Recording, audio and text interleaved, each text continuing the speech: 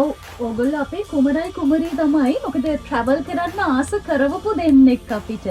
ඉතින් ඒකට මුලින්ම ස්තුතියි කියලා කියන්න ඕනේ. මේ ට්‍රැවල් කරන්න ට්‍රෙන්ඩ් එකක් හදපු දෙන්නෙක්. පිස්සුවක් හදපු දෙන්නෙක්. ඉතින් මේ දැන් සමහරු කියනවනේ වයිෆ් එක්ක වැඩිපුර වෙලා හිටියාම හස්බන්ඩ් වැඩි කැමති නැහැ. ඊට පස්සේ හස්බන්ඩ් එක වයිෆ් වැඩිපුර හිටියාම ප්‍රශ්න ඇති වෙනවා. ඔක කොහොමදත් තියෙන හස්බන්ඩ් ඇන්ඩ් වයිෆ් වැඩි වෙලාවක් එකට රැඳෙනවා. හැබැයි ඔය දෙන්න නිරන්තරයෙන් එකට ඉන්නේ. දැන් ඔය දෙන්න කරන ජොබ් එක පවා එකට කරන්නේ. ඒකට හැමදේම ඔය දෙන්න එකට එකතු වෙලානේ වැඩ කරන්නේ. ඉතින් ඔය අතරේදී ඔය දෙන්න අතර වගේ ප්‍රශ්න දෙපා වෙන්නේ නැද්ද? දෙපාවෙන් දැන් ඒකට අපි හුරු වෙලා කියන අපිට මැරි කරාට පස්සේ අපි අවුරුද්දක් විතර අපි එහෙම හිටියේ නැහැ. අපි දෙන්නම රැකියාවල වලට ගියා. ඉතින් එහෙම ඉඳලා අපි ඒ අවුරුද්ද ඇත්තටම අපි එහෙම එකට කොහෙවත් ගිහිල්ලත් නැහැ. ඒ කියන්නේ ඇනිවර්සරි එකට පළවෙනි ඇනිවර්සරි එක තමයි අපි දෙන්න ට්‍රිප් එකක් යමු කියලා කතා වුණා. ඒක ට්‍රැවල් විත් ලයිෆ් පටන් ගන්න නැහැ.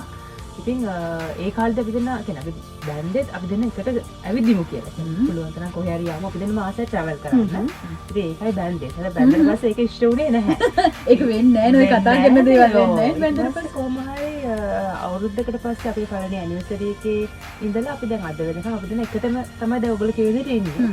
ඉතින් මට ඇත්තටම ඒ කියලා කිව්වොත් මට එහෙම එපා වීමක් නැහැ. මම ආසයි ඒකට. දැන් මම ඒකට හුරු වෙලා දැන් මට මෙයා නැතුව බෑ. ඒ කියන්නේ හැමතැනම කොහේ ගියත් එයා යාගේ වැඩකට ගියත් මම එයත් එක්ක එල්ලිලා යනවා. යාට කරදරයක් ගන්න නැහැ. පසුන්ගෙන් මේ කතාව ඉවර වෙලා. හැබැයි මට දැන් අර මෙයාව මගේ ඇස් දෙකට පේන මානේ ඉන්න ඕනේ.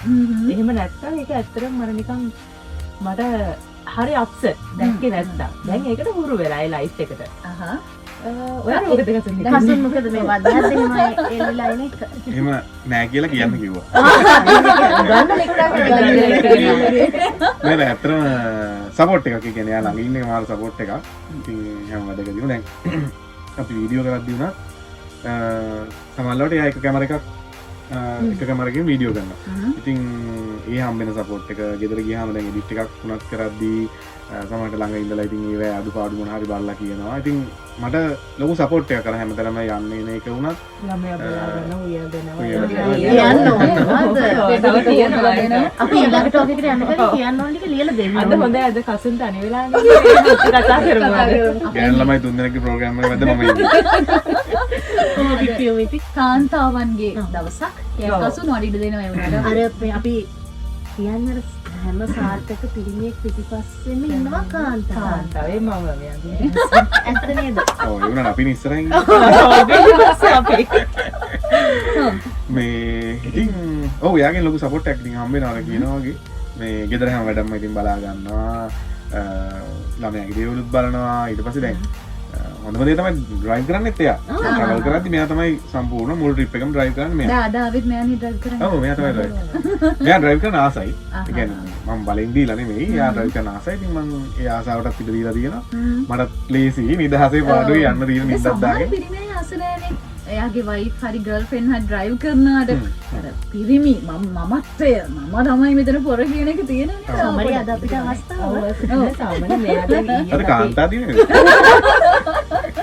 ඊයේත් අපි රෑ ගෙදර ආවේ දවස් 4ක් විතර පස්සේ ඉතින් ඒ ට්‍රිප් එකේම නම් වෙනද වගේ මම තමයි ඩ්‍රයිව් කරේ. ඉතින් මෙයා නිදි.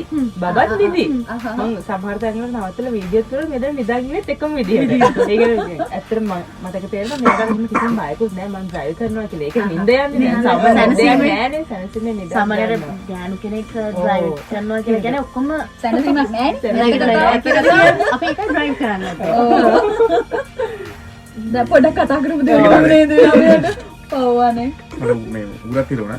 ඉතින් මේ ඔය ඉතින් ඒ වගේ සපෝට් එකක් දෙනවා ඉතින් යා දැන් මම වීඩියෝ කරලා දවල් පොඩි කියන්නේ ට්‍රැවල් එකක් ගියාම ඉතින් මම වීඩියෝ පැත්තෙන් ඒ මහන්සි වුණාට පස්සේ මට නිදහසක් හම්බ වෙනවා යාගෙන් මේ හම්බෙන සපෝට් එකක් ඉතින් අර ගෙදරට එනවා සමහරවිට මම දන්නෙත් නැහැ සමහර ට්‍රිප් වලදී.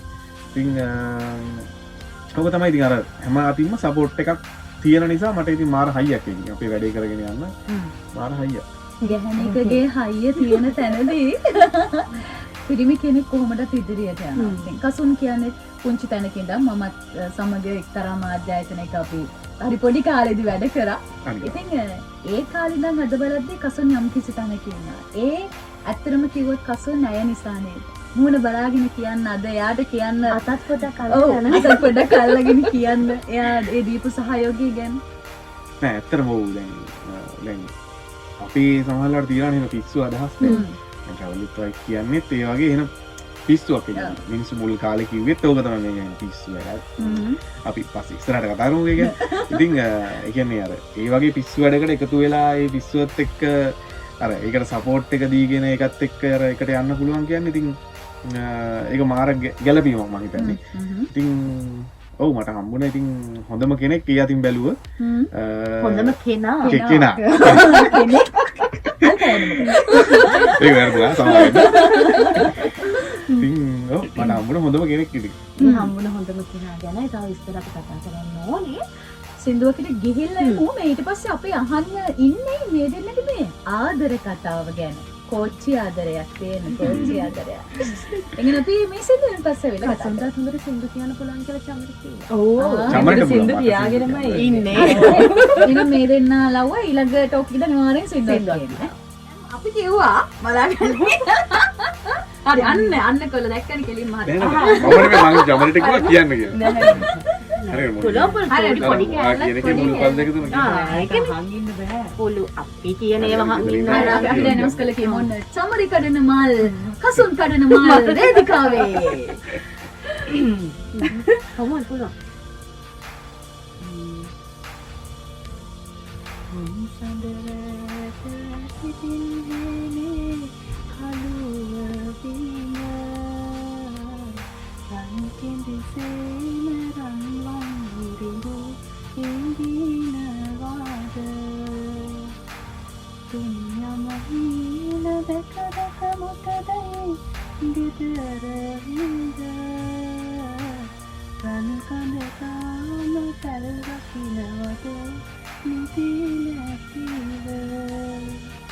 ඔය රැප් එකක් දෙන්න ඉතින් කසුන්. යෝ හොඳයි හොඳයි. රැට ඔන්ලයින් ඉන්නකොට එහෙම කියන සින්දුවක්. මම ඒ සින්දුවට හරි දැන් මේ මට බය මේ ඔය වීඩියෝ එක නවත්තලා දැන් අහගෙන ඉන්න කවුරු හරි ගායකයෙක් කතා කරයි දැන් එන සින්දුවක් සින්දුවක් කියන්නේ කියලා. එහෙම නම් මොකද කරන්නේ? ඒ දවස්වල මම එපා කියලා. ඊළඟට සමහරවිට අවස්ථාව දෙනවද මෙයාට මොකක් හරි එහෙම එන්න රංගපාන්න එන්න මොකක් හරි ඒ මාස්ටර් හරි කියලා සින්දු නම් කියන්නේ. රංගපාන්න කතා කරන්නේ එහෙම වා එයාට නිදහස දෙනවද? ඒ කියන්නේ රංගපාන්න කියන්නේ මේ දැන් මෙහෙමයි. දැන් මං යාර කියලා තියෙන එක රංගපාන්න පුළුවන් ඒක වෙනම විෂයක්. ඒක ඉතින් හදාරන්න ඕනේ. අර ගහෙන් ගෙඩියෙන් කැපවීම ඔව් අන්න ඒක කැපවීමක් තියෙන්න ඕනේ වෙලාව වැය වෙනවා. හැබැයි ඊට වැඩිය මේ පොඩි වෙන එකක් තියෙනවා අපි දෙන්න කරන එක ඇතුළේම අපි දේවල් ටිකක් හදාගෙන අපේ දේවල් අඩුපාඩු තියෙන දේවල් හදාගෙන අපිට ඉස්සරහට යන්න පුළුවන් නම් මම හිතන්නේ මේ අපේ එක ඇතුළේ අපිට අර අපි හැබැයි ගයෝ මේ මන් දැන් දකින්න දෙයක් තියෙනවා කසාද බැන්දට පස්සේ තීනියයි ගොඩක් ගැහණු කෙනාව කන්ට්‍රෝල් කරන්න බලනවානේ. හරි මේ සීමාවේ මේ විදිහට අඳින්න. දැන් අපි දකිනවා අඳින්න පළඳිනවත් කසුන් ඕන විදිහකට යාට chance එක දීලා තියෙනවා. තමන් කැමති විදිහට ජීවත් වෙන්න. අර සාමාන්‍යයෙන් මේ මිෂෙල් කසුන් චමරි අර ලංකාවේ ජනන සම්ප්‍රදායක් ආද බැන්දට පස්සේ ගෑනු කෙනා ගෙදරට කොටු වෙන්න ඕනේ. රස්සාවක් කරන්නත් බෑ. මං කියන දේ රඳින්න පළඳින්න දැනද මම කියන තෝරේ කසාද බැඳපු කෙනෙක් කොහොම අඳින්නද? හැබැයි ඇත්තටම අපි දකිනවා කසුන්ගෙන් අපි හිතන විදිහට එහෙම කිසිම තහංචි නෑ. කිසිම තරංචියක් නැහැ. හැබැයි යා මෙහෙමයි දැන් මට ගැලපෙන්න නැති දෙයක් කියන්නේ. ඒ අද මට හරි නැත්තම් එහෙම කියනවා. ඔබ සෙට් වෙන්නේ නැහැ කියලා. මම අහනවා මෙයාගෙන් ගිහිල්ලා මෙයා දැනට අහනවා. දැනට අහනවා. දැනට මේක හරියන්නේ නැහැ කියලා ඒ වගේ එකක් කියනවා. ඒ නේද? ඉතින් තමයි මම අහන්නේ මැදුමක් ඇඳහම මේක හොඳද එහෙම කියලා.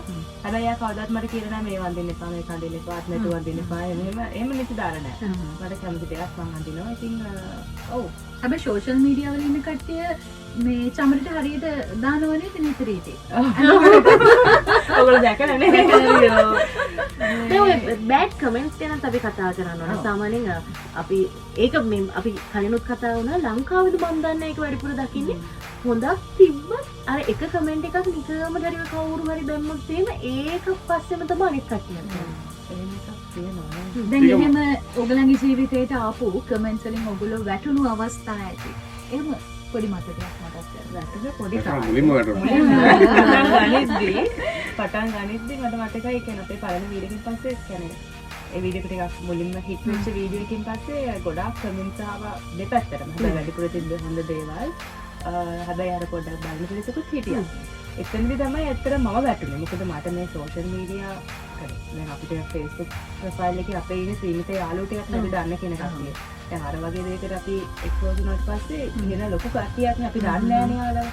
ඒක මිනිස්සු බලනකොට දැන් මට හරිම දුකයි. මම බලලා දැන් අයියට මෙහෙම බැනුම් අහනවා මාර්ගදර්ශන මේක මම කොහොමද ඉන්නේ එහෙම කියලා. ඊට පස්සේ කොහමද මම යාටත් කියලා මම අඬලක් තියෙනවා මේක විතරක් නැතුව නවත්තමු කියලා මුල්ම කාලේ. ඊට පස්සේ මෙයා මට කිව්වා මෙහෙමයි සමරි කියලා කියන්න දැන්. ඔව් නේ මං කොයිද මේක දැන් බනින්නක දැන් ඇත්තට මට චමර කිව්වා වගේ අපිට තේරුම් ගන්න බැරුණා කියන්නේ.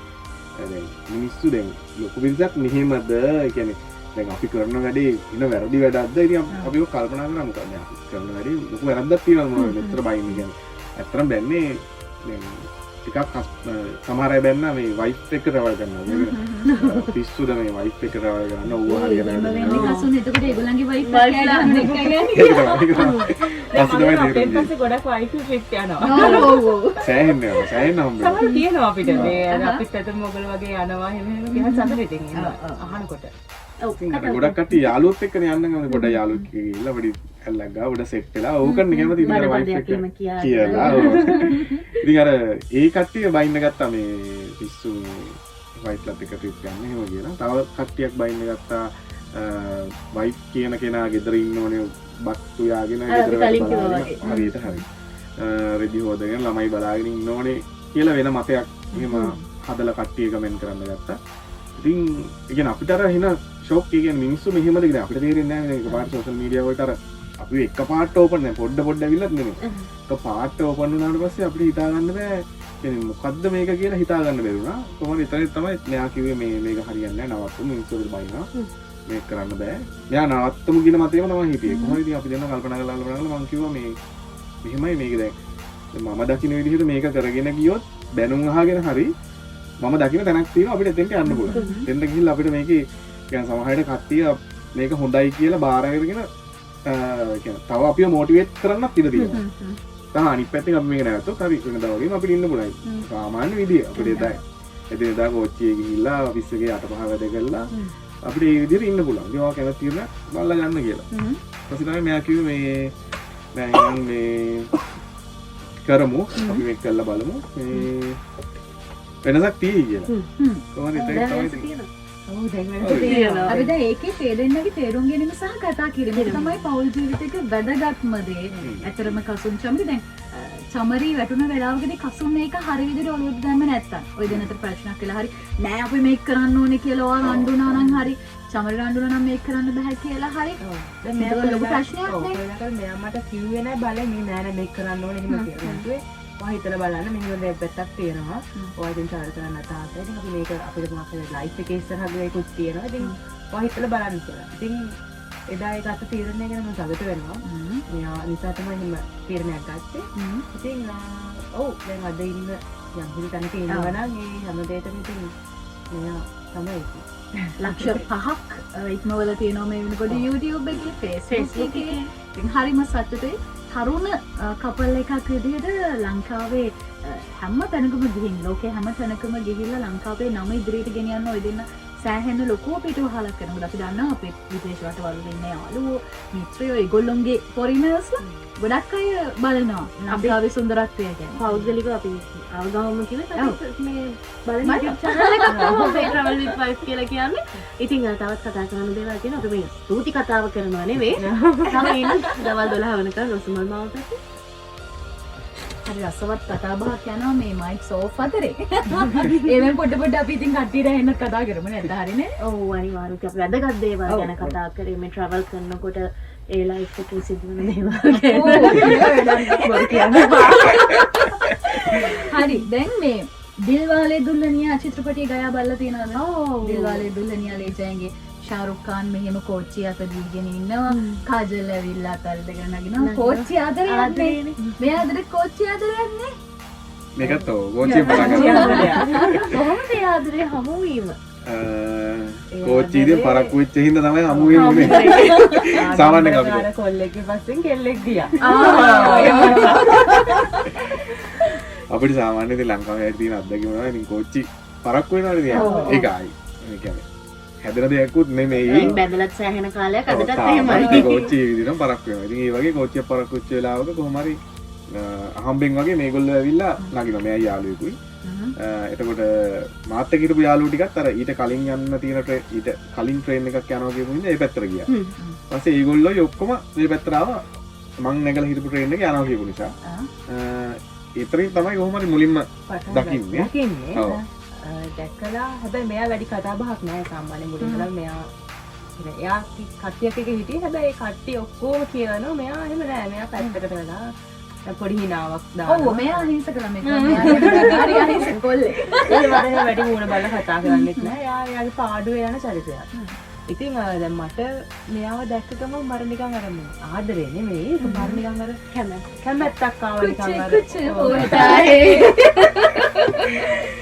මෙයා පාඩුවේ ඉන්නවා දැන් අරගොල්ලෝ කියවනවා වැඩි වගේ අනිත් කට්ටිය. හරි ඊට පස්සේ කොහොම හරි ඉතින් මොහොම දවස් ගානක් අපි දෙන්න හිතුවා දැන් මගේ යාළුවෙම මම හිතුවා මේ අපිට කම්මැලිනේ ට්‍රේන් එකේ පාන්දර ඉඳලා කොළඹ යනවා කියලා කියන්නේ වෙලාවක් යනවා හිත වෙලා. ඉතින් අඩුතරම සෙට් එකක් ඉන්නකොට කතා කරගෙන යන වෙලාව යනවා. අපි දෙන කතාව නම් අපි වෙන හැමදාම මේ ට්‍රේන් එකේම 7:10 ට්‍රේන් එක. මේ ට්‍රේන් එකේ අපි යමු කියලා. ඉතින් දිගින් දිගටම ආවා. ඉතින් මෙයා හැමදාම මේ විදිහටම ඉන්නවා. මෙයා එහෙම වැඩි කතාවක් ඇත්තෙම නෑ. ටික කාලයක් ආවා. ඊට පස්සේ කොහොම හරි මම තමයි ඇත්තටම මුල පිරුවේ. ඊට අපි කට්ටිය Facebook වල නම් කට්ටිය ආගෙන ඇඩ් කරගෙන යාළුවෝ ටික මෙයාවත් නම අහගෙන මෙයාවත් ඇඩ් කරගත්තා. ඇඩ් කරගෙන මම දැක්ක ඔෆිස් එකට ගියාට පස්සේ මෙයාට මැසේජ් එකක් දැම්මා මේ හායි අයියේ අයියෝ වැඩි කතා කරන්නේ. දැන් අපි අහලා තියෙනවා කෙල්ලෝ ආස ආඩම්බරකාර කොල්ලොන්ට කියලා. ඔන්න ඒකට හොඳම උදාහරණයක්. ඊට පස්සේ මෙයා ටිකක් වෙලා ගිහලා ඒ වෙලාව රිප්ලයි කරෙත් නෑ. ටිකක් දවල්වල රිප්ලයි එකක් ආවා මේ හායි කොහොමද මේ මම කතා කරන්න ගත්තොත් තවර නවත්ත ගන්න බැරි කියලා. අයියත් බලාගෙන දැන් අතරම විතර සීන් එකනේ කියන්නේ දැන් මගේ හිතේ එහෙම මොකුත් බලාපොරොත්තුවක් තිබ්බේ නැහැ. මොකද ඒ කියන්නේ අපිත් එක්ක ගිය සෙට් එකේ යාළුවා තමයි try කරේ මෙයාට. මම නෙමෙයි try කරේ. ඒකින මම කිසිම මගේ පැත්තෙන් කිසිම බලපෑමක් ඒකට දැම්මෙත් නැහැ. මේ ඒ කියන්නේ සමහරවිට මෙයාට අර ආඩම්බරයි කියලා පේන්නේ නැත්te ඒකත් හින්දා වෙන්නේ. මට අදාළ දෙයක් නෙමෙයි නිසා මම ඉතින් පැත්ත කරලා හිටියා. කොහොම හරි මේ යාළුවා තමයි පස්සෙන් ගියේ. යාට තමයි දැන් මෙයාව යාළු කරගන්න ඕනේ. කොහොම හරි හැබැයි දැන් අපි දැන් සෙනසුරාදා වගේ අපි දැන් ට්‍රේන් එකේ කියන්නේ දන්නව ඇති නේද? ට්‍රේන් එකේ යනකොට වෙනම ඉතින් කල්චර් එකක් කියන්නේ හරි ෂෝ මාරම ගතිය කියන්නේ. උපන් දිනයක් අහම කෑම බෙදා ගන්නවා හැමෝම මොන හරි දෙයක් තිබ්බොත් හැමෝම යනවා. ඉතින් කොහොම හරි ඒ වගේ දැන් අපි නිවාඩු දවස් දෙකේ එළිය හම්බ වෙනවා. කියන්නේ කොහේ හරි ඉතින් ඔය සූ එකට යනවා කට්ටියත් එක්ක එක්ක MC එකේ ඇවිදිනවා. ඉතින් MC එකට ඉතින් එන ලොකෝඩම දෙන්නේ. ඔව්. කොහොම හරි ඔය වගේ දැන් යාළුවා එන්න කිව්වහම දවසක් මෙයාට කතා කරලා තිබ්බා අපි යන් කොහේ හරි වටයක් දාන්න කියලා. ඊපස්සේ මෙයා කියලා තිබුණා මේ ඔයගේ යාළුවෝත් එක්කන් එනවද එහෙනම්? නෑ මම බැලුවා මම මට තේරෙනවා මගේ යාළුවා මට කැමතියි කියලා. තේරෙනවද ඉතින් අපිට එහෙම? ඒ යාළුවා දැන් අහන් ඉන්නවා. ඒ යාළුවා දැන් ඔය වගේ කතාවල් දැන් අහලා දැන් එක්ක මුදුව වයිරින් ඇත්තේ. ඊට පස්සේ කොහොම හරි මේ මම කිව්වා මෙයාව එක්කගෙන එන්න කියලා. ඊට පස්සේ මේ එයා කොහොම හරි එක්කගෙන එන්නම් කියලා. මෙයා ආවා. අපි හම්බුනේ මුලින්ම ඒ විතර හම්බුනේ බම්බලමේ ස්ටේෂන් එකේ අර පාලම තියෙන්නේ. පාලම. ඉස්සර පාලම වලින්ම දැන් නෑ භාගේ. ඉතින් මම එතනට යනකොට මේ දෙන්නත් ඉන්නවා එතන. ඊට පස්සේ එතන මට තාම මතකයි එන්නේ. මැවිලා පේනවා කියලා නේද? හොඳ නැහැ. ඉතින් අතන අර පාර දිහා. ඔය තුන විතරයි. තුන විතරයි. ඒක බලාගෙන ඉතින් මම මුලින්ම hina වෙවි නිකන් කතා කරගෙන හිටියා. ඊට පස්සේ ටිකක් වෙලා ගිහලා අර අයියක පාට මගෙන් අහුවා මේ නංගි දැන් ඔයා කැමති මන් දන්නේ යාර මොනා හිතලා එහෙම හවුවා කියලා ආවෝ. දැන් එක පාට අර විහිළුවට වගේ දැන් අපි දෙන්නවා දැන් තියලා දැන් මේ කියන්නකෝ වන්න අපි දෙන්නයි කාටද කැමති මෙයාටද මටද කියලා මම බැලුවා එහෙම ප්‍රශ්නයක් නැහැ. කිසිම මාව ඒකට අදාළත් නැහැ. මොකටද එහෙම ප්‍රශ්නයක් ඇවිල්ලා ඊට පස්සේ එකපාරට මම මගේ හිතෙන් මෙයාට කැමතියි. හරි දැන් මම බැලුවා හරි මේක තමයි හොඳම chance එක. එයාට මොන හරි මතක් කරනවා. එයාට මොන හරි මතක් කරනවා. මම බැලුවා මේක තමයි හොඳම chance එක. මේ දැන් හරියව මේ කතාවෙන් අයින් කරන්න ඊපස්සේ මමත් එහෙම මේ විහිදෙන වගේ මම කව මම කැමති මේ අයියට කියලා. කෙලිම කිව්වා. ඔව් මම කිව්වා දැන් මට අර මූණ මැවිලා පේනවා. ඔව් දැන් යාගේ මූණත් නිකන් හැබැයි නිකන් දුක් මූණක් පෙන්නුවේ නැහැ. හැබැයි නිකන් hina වෙලා එහෙම මික්ස් එකේ නිකන් අවුලුත් ගියා. ඊට මෙයාට පොඩ්ඩක් එලයිටට මට හම්බෙච්ච ෆීල් එක මොකක්ද කියලා මේ අහ කියන එකක් නේ ඇඟට කඩවැටෙනවා ඒක කෙනෙක් සෙට් කරන්න මෙයාගේ යාළුවානේ. ඒකට දැන් මෙයාට අප්සෙට් එක තිබ්බේ මේ දැන් මම හරි නිකන් අපි දෙන්න මොන හරි කතා වෙලා එතනදී එහෙම කරා වගේ ඒක මට අරවුල් අපේ හිතේ තිබුණේ අපි කිව්වා කෙලින් කතා කරනවා. ඔව් ඒක තමයි. කසුන්ට වෙලා මොකද හිතන්නේ? ඒක තමයි හිතුනේ. ඒ කියන්නේ මම බැලුවා මේ මොකද්ද මේ මගේ ඇඟට කඩාපාත්තුනේ. ඒ කියන්නේ මම අහක හිටපු මට ඊට පස්සේ හැබැයි ඉතින් මෙයාට මම මම ලුක්ස් දුන්නා. නැත්තේ නැහැ. නැත්තම් මේ හයිස්කෝ කෙල්ල පැටලෙන්නේ ආවල්. හා නැද්ද? අපේ අවස්ථාව හා නැද්ද? නෑ බැලුවා ඉතින් අර බැලුවා අද මට මේ පේන මිෂේල් මේ තමයි කසු නිකන් හරි අහිංසක මට ලැජ්ජ වෙලා ඉන්නේ බුලි වෙලා මේ ගෑල්ලමයි දුන්නෙක් නේද මේ කොහොම හරි ඒක වගේ හිතෙත් පොඩ්ඩක් ආදර ඇති වෙනවා. ඔව් දැන් ඊට පස්සේ ඉතින් මමත් ඇහුවා මෙයා මොකද්ද කිව්වේ දැන් ඊට පස්සේ අර ෆෝන් නම්බර් එහෙම අපි මාරු කරලා තිබ්බා. මම මොකද්ද අර කිව්වේ මේ එහෙම කියලා මෑත් කොනේ ඉතින් මට කියන්න කිව්වේ මම ඒක කිව්වා එහෙම කියලා. ඒ මනත් ඉතින් අහෙන් මෙයාගේ හිතෙත් මොන හරි ඇති එහෙම කියලා කොහොම හරි අපි වෙනදා වගේ ඊළඟ දවස් උදේ ආවා. සාමාන්‍ය විදිහට ස්ටේෂන් එකට ආවා. කවුරුත් නැහැ. යාළුවෝ සෙට් එක කවුරුත් නැහැ. මෙයයි මායි විතරයි. අර ගොල්ලෝ කලින් ගිහිල්ලා කෝල් කරලා ෆෝන් ආන්සර් ගන්නෙත් නැහැ. එහෙමම කපලා දාලා ගියේ. ඔව්. ඊට පස්සේ අපි දෙන්න කෝච්චි යන්න ගත්තා. අපි අවුරුදු ගානක් විතර තනියෙන් ට්‍රේන් එකේ ආවා. ඉතින් ඊට පස්සේ අපි ඉතින් කොටුවෙන් බහැලා බත් දෙන්නත් උදේ බත් එක දෙන්න එකට කාලා. ඊට පස්සේ යාගේ බත් එක දවල් බත් එක අපි දෙන්න බත් මාරු කරගෙන මෙයා කපිට රැත් කරනවා. ඊට පස්සේ මෙයා ගෙදරින් ඔය පාන් එහෙම ගෙනාපු දවසට මේ මෙයා මගේ බත් එක අරගෙන මම දවල්ට ගිහලා දිගෑරියාම පාන් කියන්නේ නැතුව තමයි ඉන්නේ කැපවීම නෑ. මම බලනවා චෙක් කරලා මෙයා කොහොමද ඒක රියැක්ට් කරන්නේ කියලා. මේ දවස්වල. අර ගෑනු සාමාන්‍යයෙන් කියන්නේ නැහැනේ කසු. එයාලා ක්‍රියාවෙන් තමයි බලාපොරොත්තු වෙන්නේ. දැන් හරි ඉස්සර පාන් දීලා අල්ලගෙන දැන් ඉතින් තුන්වෙනි බත් බාර දෙනවානේ. දැන් බද්දිර බරක් වැඩි වෙනවා. ඔව් දැන් පොඩ්ඩක් අපේ ළමයා පොඩ්ඩක් මහත් වෙලා නේ බෝල ගෙඩියක් වගේ වෙලා වගේ. ඊට වඩා මහත්තයා ඉතින් පොඩක් කෙට්ටු වුණා. පොඩක් ඩයට් කරා. ඒක වේලකට සීමා.